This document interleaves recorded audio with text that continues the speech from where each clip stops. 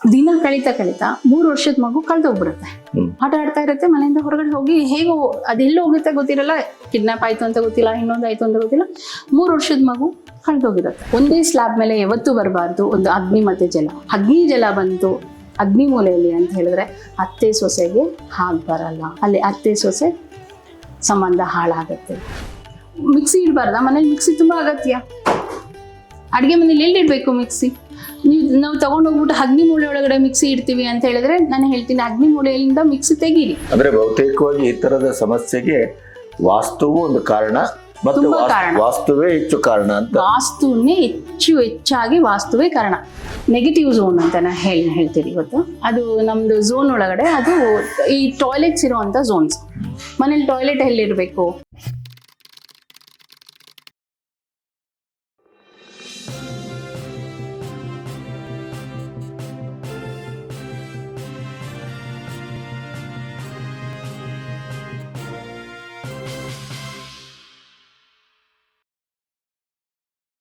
Madam, ಒಂದು ನನಗೆ ಮಧ್ಯದಲ್ಲಿ ಅನಿಸಿದ್ದು, ನಮ್ಮಲ್ಲೆಲ್ಲ ಹಿಂದೆ ಒಂದು ಸುಖಿ ಸಂಸಾರ ಅಂದರೆ ಅಪ್ಪ ಅಮ್ಮ ಗಂಡ ಹೆಂಡತಿ ಮಕ್ಕಳು ಇವರೆಲ್ಲೂ ಚೆನ್ನಾಗಿರ್ತಿದ್ರು.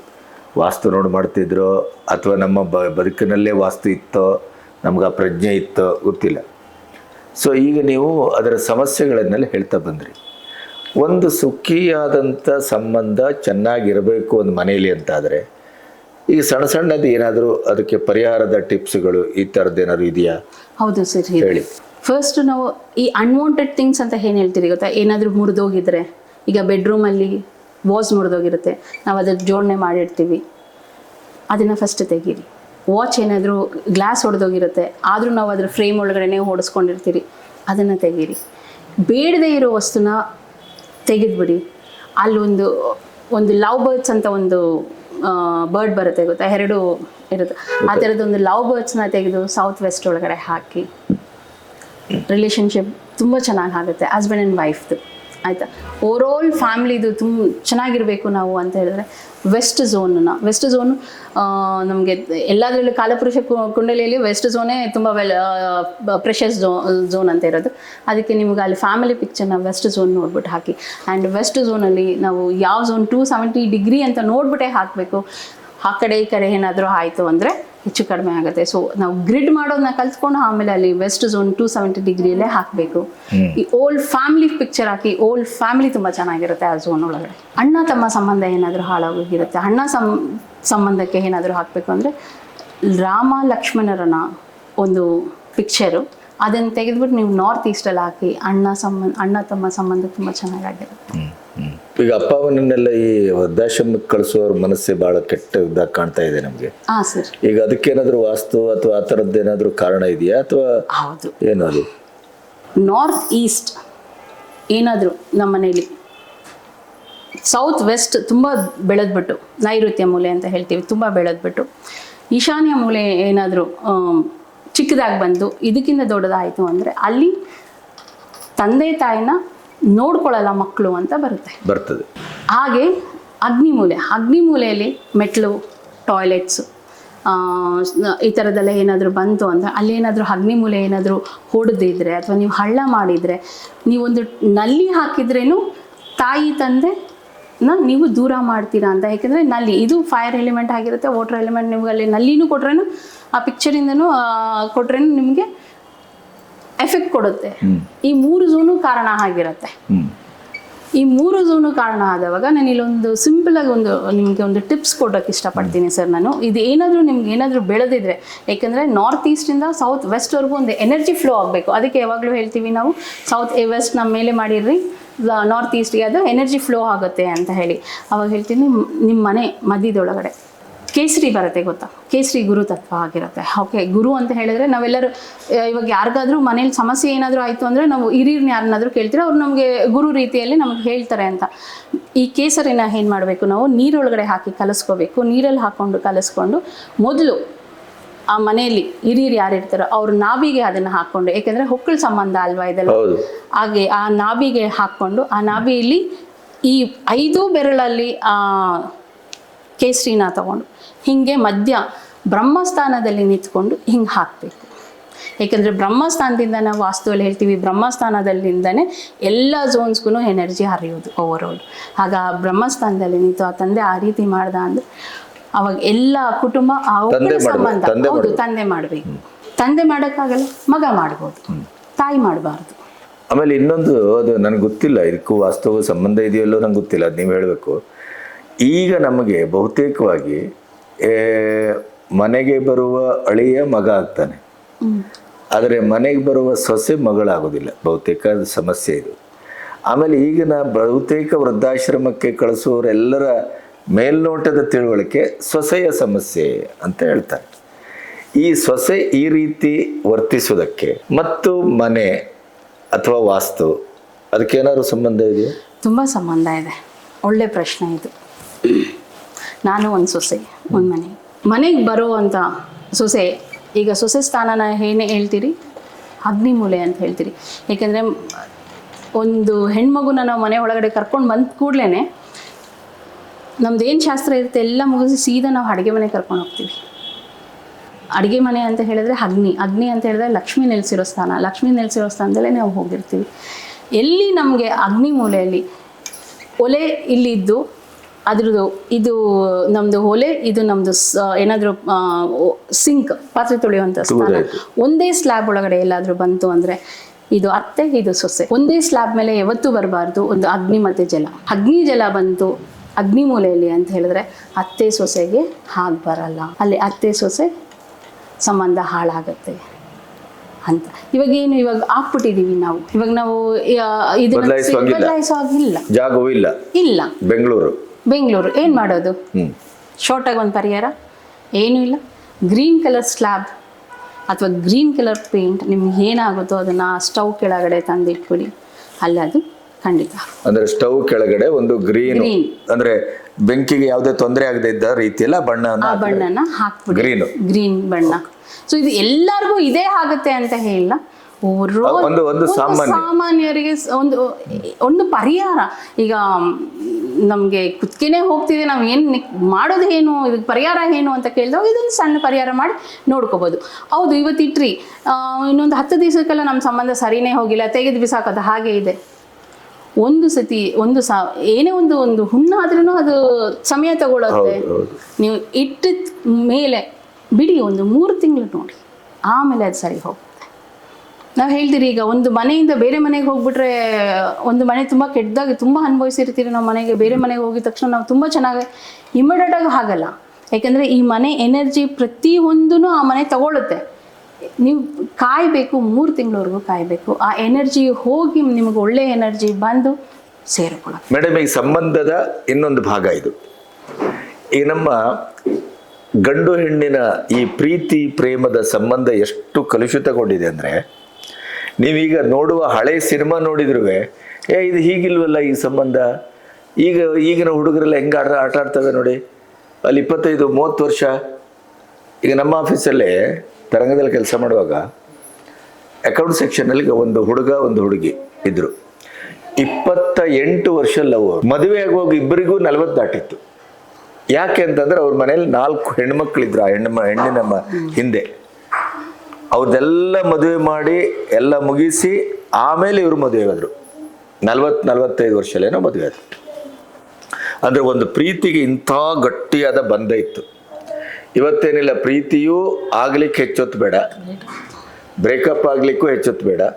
ಅದಕ್ಕಿಂತ ಭಯಾನಕವಾದದ್ದೇನು ಅಂದರೆ, ನನಗೆ ಸಿಗದೆ ಇದ್ದ ಹುಡುಗಿ ಇನ್ಯಾರಿಗೂ ಸಿಗಬಾರದು.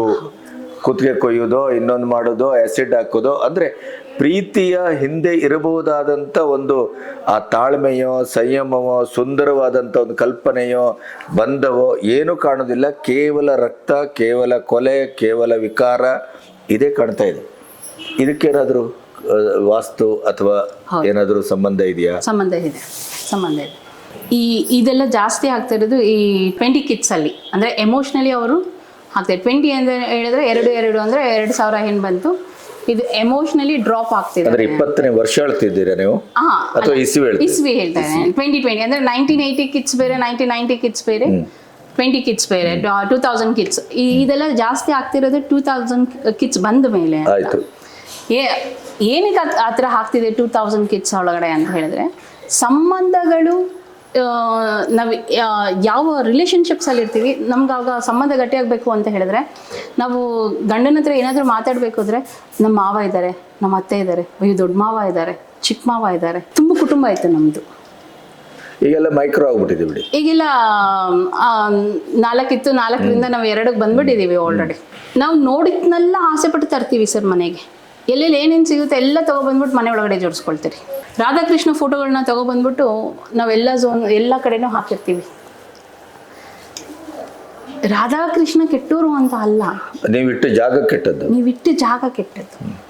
ಈಗ ಯಾರ ಮನೆ ಒಳಗಡೆ ರಾಧಾಕೃಷ್ಣ ಫೋಟೋನ ಒಂದು ಗೋಡೆ, ಅದಕ್ಕೆ ಅಂತಲೇ ಒಂದು ಸ್ಪೆಸಿಫೈ ಹ್ಯಾಪಿನೆಸ್ ಝೋನ್ ಅಂತ ಇದೆ, ನಾರ್ತ್ ಈಸ್ಟ್ ನಾರ್ತ್ ಅಂತ. ಅದು ಹ್ಯಾಪಿನೆಸ್ ಝೋನ್ ಕೊಡುತ್ತೆ ನಿಮಗೆ. ನೀವು ಅಲ್ಲಷ್ಟೇ ಇಡಿ, ಬೇರೆ ಇನ್ನೆಲ್ಲಿದ್ರೂ ತೆಗೆದುಬಿಡಿ ಅದನ್ನು. ಆಮೇಲೆ ನೀವು ಹೇಳುವ ಉದ್ದೇಶ ಇವು ನನಗೆ ಅರ್ಥ ಆದಾಗೆ, ಗೋಡೆ ಇರುವುದೆಲ್ಲ ಫೋಟೋ ಇಡುವುದಕ್ಕಲ್ಲ ಅಲ್ಲ ಅಲ್ವಾ? ಅಲ್ಲ, ಈ ಗೋಡೆ ದಿಕ್ಕು ಅಲ್ಲಿ ಯಾವ ಫೋಟೋ ಇಡ್ಬೇಕು. ಈಗ ಉದಾಹರಣೆಗೆ 5 ಕುದುರೆ 7 ಕುದುರೆದೊಂದು ಫೋಟೋಗಳನ್ನು ಇಡ್ತಾರೆ, ರಾಧಾಕೃಷ್ಣನ ಇಡ್ತಾರೆ. ಈಗ ಬಸುರಿ ಇದ್ದಾಗ ಕೃಷ್ಣನ ಫೋಟೋವನ್ನು ಇಡ್ತಾರೆ.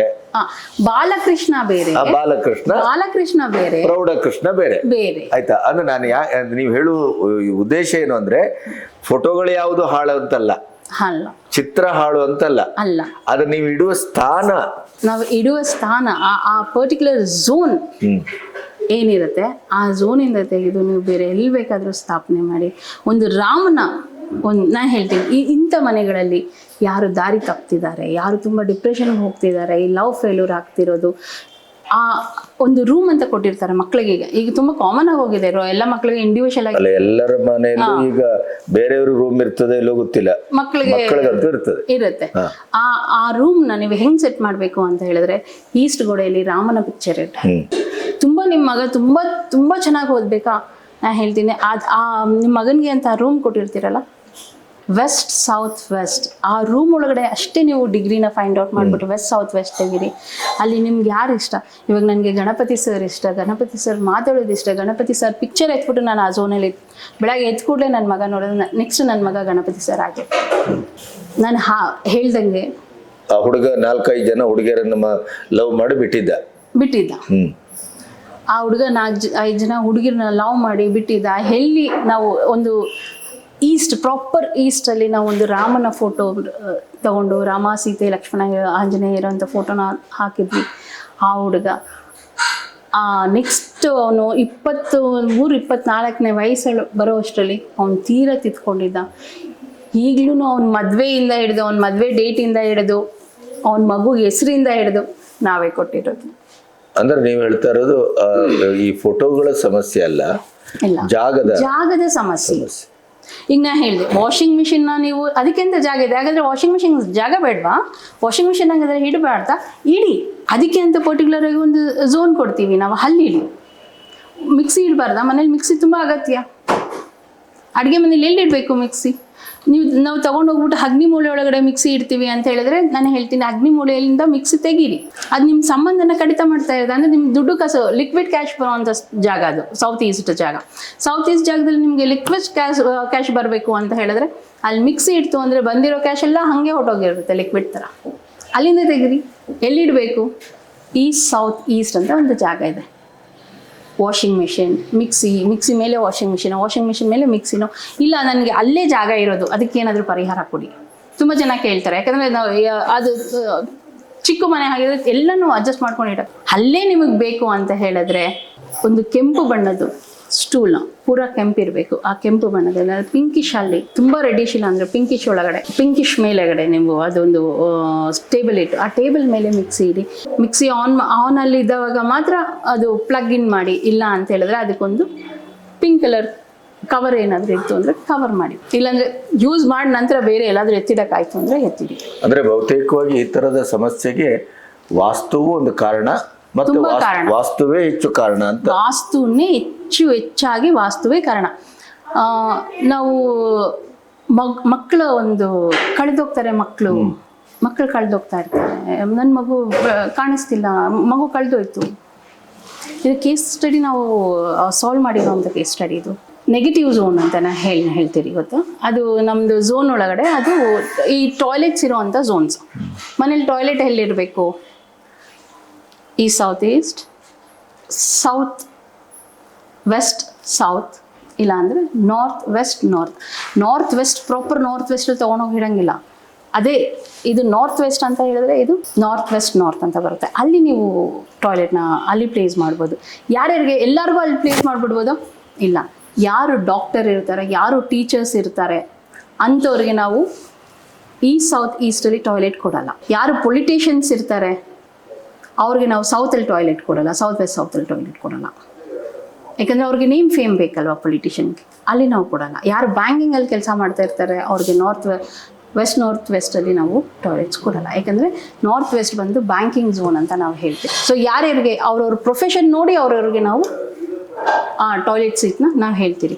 ಮಗು ಒಂದು ಹೊಸ ಮನೆ ಕಟ್ಟಿರ್ತಾರೆ, ತುಂಬ ಚಂದವಾದ ಮನೆ ಕಟ್ಟಿರ್ತಾರೆ. ಈಗ ಮನೆ ಕಟ್ಟಿದಾಗ ನಮಗೆ ಮಕ್ಕಳಿತ್ತು ಅಂದರೆ ನನ್ನ ಮಗನ ಇದೇ ಗೋಡೆಗೆ ಹೀಗೆ ಹಾಕಬೇಕು ಅಂದ್ಬಿಟ್ಟು ಒಂದು ಇದನ್ನು ಮಾಡಿಸಿರ್ತಾರೆ. ಆ ಝೋನ್ ಬಂದ್ಬಿಟ್ಟು ನೆಗೆಟಿವ್ ಝೋನ್ ಆಗಿರತ್ತೆ. ಯಾವುದು ಇವಾಗ ನಾನು ಟಾಯ್ಲೆಟ್ ಇಡಬೇಕು ಅಂತ ಹೇಳಿದೆ ಗೊತ್ತಾ, ಆ ಝೋನಲ್ಲಿ ಅವ್ರು ಏನು ಮಾಡಿರ್ತಾರೆ, ಆ ಮಗುವಿಗೆ ಸಂಬಂಧಪಟ್ಟಂಥ ಝೋನ್ಸು, ಸಂಬಂಧಪಟ್ಟಂಥ ಅದು ಪಿಕ್ಚರ್ ಹಾಕ್ಬಿಟ್ಟು ಅಲ್ಲಿ ಅದ್ರದ್ದು ಆಟ ಸಾಮಾನೆಲ್ಲ ಇಟ್ಟಿರ್ತಾರೆ. ದಿನ ಕಳೀತಾ 3 ವರ್ಷದ ಮಗು ಕಳೆದೋಗ್ಬಿಡುತ್ತೆ. ಆಟ ಆಡ್ತಾ ಇರುತ್ತೆ, ಮನೆಯಿಂದ ಹೊರಗಡೆ ಹೋಗಿ ಹೇಗೋ ಅದೆಲ್ಲ ಹೋಗುತ್ತೆ ಗೊತ್ತಿರಲ್ಲ, ಕಿಡ್ನಾಪ್ ಆಯಿತು ಅಂತ ಗೊತ್ತಿಲ್ಲ, ಇನ್ನೊಂದು ಆಯಿತು ಅಂತ ಗೊತ್ತಿಲ್ಲ, 3 ವರ್ಷದ ಮಗು ಕಳೆದೋಗಿರುತ್ತೆ. ಎಲ್ಲ ಕಡೆ ಹೋಗ್ತಾರೆ, ಎಲ್ಲ ಕಡೆ ನೋಡ್ತಾರೆ, ವಿಚಾರಿಸಿ ಹೀಗೆ ಯಾರೋ ಹೇಳಿರ್ತಾರೆ ಇಲ್ಲಿ ಬಂದು ಕೇಳ್ಕೊಳ್ಳಿ ಅಂತ. ಅವ್ರು ನಮ್ಮ ಮನೆಗೆ ಬಂದಾಗ ರಾತ್ರಿ 2:30 ಆಗಿತ್ತು, ರಾತ್ರಿ 2:30. ಸೊ ತುಂಬ ದೂರದಿಂದ ಬಂದಿದ್ರು ಅವರು, ಹೈದ್ರಾಬಾದಿಂದ ಬಂದಿದ್ರು. ಅವ್ರು ಹೇಳಿದ್ರು ನಮಗೆ ಈ ಥರ ಆಗಿದೆ ನಮಗೆ. ಪತಿ ತುಂಬ ಚೆನ್ನಾಗಿ ಮಾತಾಡಿದ್ರು, ಪತ್ನಿ ಫುಲ್ ತುಂಬ ಗೊಂದಲದಲ್ಲಿದ್ದರು. ಈಗ ನಮ್ಮ ಮನೆ ನೋಡಿದ್ರೆ ನಾರ್ಮಲ್ ಆಗೇ ಇರುತ್ತೆ ಅಲ್ವಾ ಸರ್, ನಾವು ಯಾವ ರತ್ನಗಳನ್ನ ರುದ್ರಾಕ್ಷಿಗಳನ್ನ ಧರಿಸಿರಲ್ವಲ್ಲ. ಸೊ ನಮ್ಮ ನೋಡ್ಬಿಟ್ಟು ನಾವು ಅಂಥದ್ದು ಏನು ಹೇಳಲ್ಲ ಅಂತ ಅಂದ್ಕೊಂಡಿಲ್ಲ. ಅವರು ಕಳೆದೋಗಿದೆ ಮಗು ಅಂದಿದ ತಕ್ಷಣ ನಿಮ್ಮ ಮನೆ ವಿಡಿಯೋ ಕಳಿಸಿ ನಿಮ್ಮ ಮನೆ ಝೋನ್ನ ಈ ಥರ ಚೆಕ್ ಮಾಡಿ ಅಂತ ಹೇಳಿದೆ. ಸೊ ಅವ್ರದ್ದೊಂದು ಗ್ರಿಡ್ ಹಾಕಿ ಕೊಟ್ಟರು ನನಗೆ. ಅದನ್ನು ನಾವು ಗ್ರಿಡ್ ಮಾಡಿದ್ರೆ ಆ ಗ್ರಿಡ್ ಮಾಡಿಬಿಟ್ಟು ಅಲ್ಲಿ ಅವ್ರ ಮಗು ಫೋಟೋ ಎಲ್ಲಿ ಬಂದಿತ್ತು ಅಲ್ಲಿಂದ ಇಮ್ಮಿಡಿಯೇಟಾಗಿ ಆ ಮಗು ಫೋಟೋನೆಲ್ಲ ತೆಗೆಸಿದ್ರಿ, ಅದರದ್ದು ಆಟ ಸಾಮಾನೆಲ್ಲ ತೆಗೆಸ್ಬಿಟ್ಟು ಅಲ್ಲಿ ನಾವು ಶುದ್ಧಿ ಮಾಡಬೇಕು ಅಂತ ಏನೇ ಇಟ್ರೇನು ನಾವು ಅಲ್ಲಿಂದ ಅದು ನೆಗೆಟಿವ್ ಕೊಡ್ತಿದೆ ಅಂದರೆ ತೆಗೆದ್ಮೇಲೆ ನಾವು ಅದನ್ನು ಶುದ್ಧಿ ಮಾಡಿಲ್ಲ ಅಂದರೆ ಅದು ಕೆಲಸ ಮಾಡಿ. ಸೊ ಅದನ್ನು ಶುದ್ಧಿ ಮಾಡಿ ಅಲ್ಲಿ ನಾವು ಅವ್ರಿಗೆ ಎಲ್ಲ ಹೇಳಿ, ಫೋನ್ ಕಾಲ್ಸಲ್ಲಿ ಎಲ್ಲ ಹೇಳಿ ಶುದ್ಧಿ ಮಾಡಿಸಿ ನಂತರ ಹೋದಾಗ 3 ದಿವಸದಲ್ಲಿ ಮತ್ತೆ ಆ ಮಗುನ ದಾರಿ ತಪ್ಪಿ ಬಂತು ಅಂತ ಯಾರೋ ತಗೊಬಂದು ಮತ್ತೆ ಆ ಮನೆಗೆ ಕೊಟ್ಟಿದ್ರು. ನಾವು ಮಕ್ಕಳ ವಸ್ತುಗಳನ್ನ ಎಲ್ಲೆಲ್ಲಿ ಇಡ್ತೀವಿ ಅದು ತುಂಬ ಇಂಪಾರ್ಟೆಂಟ್ ಆಗುತ್ತೆ. ಮಕ್ಕಳ ರೂಮಲ್ಲಿ ಓವರಾಲ್ ನಾವು ಮನೆ ಓವರಾಲ್ ಮನೆ ಎಲ್ಲಂದ್ರೆ ಆಟ ಸಾಮಾನು ಬಿಸಾಕ್ತೀವಿ, ಎಲ್ಲಂದ್ರೆ ಮಕ್ಕಳಿಗೆ ಯಾವಾಗಲೂ ನೆಗಡಿ ಬರ್ತಾ ಇರುತ್ತೆ. ವಾಟರ್ ಝೋನಲ್ಲಿ ತುಂಬ ಇಟ್ಟಿರ್ತೀರ ನಿಮ್ಮ ಮಕ್ಕಳ ಸಾಮಾನುಗಳನ್ನ. ಪೆನ್ನು ಅಲ್ಲಿರುತ್ತೆ, ಪೆನ್ಸಿಲ್ ಅಲ್ಲೇ ಇರುತ್ತೆ, ಯೂನಿಫಾರ್ಮ್ಸ್ ಅಲ್ಲೇ ಇರುತ್ತೆ, ಅವ್ರ ದಿನನಿತ್ಯ ಎತ್ಕೊಂಡು ಹೋಗೋ ಬ್ಯಾಗ್ಸ್ ಅಲ್ಲೇ ಇರುತ್ತೆ, ಎಲ್ಲನೂ ನೀವು ಅಲ್ಲೇ ಇಟ್ಟಿರ್ತೀರ. ನೆಗಡಿ ಆ್ಯಕ್ಟ್ ಮಾಡುತ್ತೆ. ನಾವು ಪಿಕ್ಚರ್ಸ್ ಅಂತ ಇವಾಗ ಮಾತಾಡಿದ್ವಿ ಅಲ್ಲ ಸರ್, ನಾವು ಪಿಕ್ಚರಲ್ಲಿ ತೊಂದರೆ ಇಲ್ಲ, ನಾವು ಇಡೋ ಝೋನ್ಸಲ್ಲಿ ತೊಂದರೆ ಇರುತ್ತೆ ಅಂತ ಹೇಳಿದ್ವಿ. ಇಲ್ಲೇ ಹತ್ರ ನಮ್ಮದು ಒಂದು ಕ್ಲೈಂಟ್ 60 ವರ್ಷದ ಷಷ್ಠಿ ಪೂರ್ತಿ ಮಾಡ್ಕೊಂಡ್ರು. ಅವರು ಷಷ್ಠಿ ಪೂರ್ತಿ ಮಾಡ್ಕೊಂಡಾಗ ಅವ್ರ ಮನೆಗೆ ಎಲ್ಲರೂ ತುಂಬ ಗಿಫ್ಟ್ಸ್ ಎಲ್ಲ ತಂದು ಕೊಟ್ಟರು. ಅವ್ರು ಏನು ಮಾಡಿದ್ರು, ಎಲ್ಲರನ್ನೂ ತೊಗೊಂಡೋಗ್ಬಿಟ್ಟು ಎಲ್ಲನೂ ಎಲ್ಲೆಲ್ಲಿ ಇಡಬೇಕು ಒಂದೊಂದು ಪಿಕ್ಚರ್ ತುಂಬ ಚೆನ್ನಾಗಿತ್ತು ಅವರಿಗೆ, ಅದನ್ನು ತೊಗೊಂಡೋಗಿ ಒಂದು ಝೋನ್ ಒಳಗಡೆ ಹಾಕಿ ಬಿಟ್ಟರು. ಅವ್ರಿಗೆ ಒಂದು ದಿನ ಕಳೀತಾ ಅವ್ರದ್ದು ಫೇಸ್ ಏನಾಯಿತು, ಒಂದು ಕಡೆ ಬ್ರೈಟ್ ಇದ್ರು, ಒಂದು ಕಡೆ ಫುಲ್ ಡಾರ್ಕಿಶ್ ಆಗೋಯ್ತು. ಅವ್ರ ಮಕ್ಕಳೆಲ್ಲ ಅಬ್ರೋಡಲ್ಲೆಲ್ಲ ಕೆಲಸ ಮಾಡ್ತಾ ಇದ್ರು. ಸೊ ಇವರು ಇಲ್ಲೆಲ್ಲ ಟ್ರೀಟ್ಮೆಂಟ್ ಮಾಡಿಕೊಂಡ್ರು, ಅಬ್ರೋಡ್ಗೆ ಹೋದ್ರು, ಅಲ್ಲೆಲ್ಲ ಟ್ರೀಟ್ಮೆಂಟ್ ಮಾಡಿಕೊಂಡ್ರು, ಎಲ್ಲ ಮಾಡಿಕೊಂಡ್ರು, ಎಲ್ಲೂ ವಾಸಿ ಆಗಲಿಲ್ಲ. ಆಮೇಲೆ ಇದನ್ನು ಯಾರು ಶಾಸ್ತ್ರದಲ್ಲಿ ಕೇಳಲ್ಲ ಸರ್, ಈ ಥರ ಏನಕ್ಕಾಗಿದೆ ಅಂತ ಯಾರೂ ಕೇಳಲ್ಲ. ಅವಾಗ ಏನು ಮಾಡಿದ್ರು, ಹೀಗೆ ಹೇಳಿದ್ದು ಒಂದ್ಸತಿ ಟ್ರೈ ಮಾಡ್ಬೋದಲ್ವಾ ಅಂತ ಹೇಳಿ ಒಂದು ಮೀಟಲ್ಲಿ ಒಂದು ಬಿಸ್ನೆಸ್ ಮೀಟ್ ಇತ್ತು. ಆ ಮೀಟಲ್ಲಿ ಅವ್ರು ಬಂದಿದ್ರು. So is a business person. ಆ ಮೀಟಲ್ಲಿ ಬಂದಿದ್ರು. ಅವಾಗ ಈ ಥರ ಆಗಿದೆ ನಮ್ಮ ಹೆಂಡ್ತಿಗೆ, ನಿಮ್ಮ ಹತ್ರ ಏನೋ ಪರಿಹಾರ ಇದೆಯಾ ಇದಕ್ಕೆ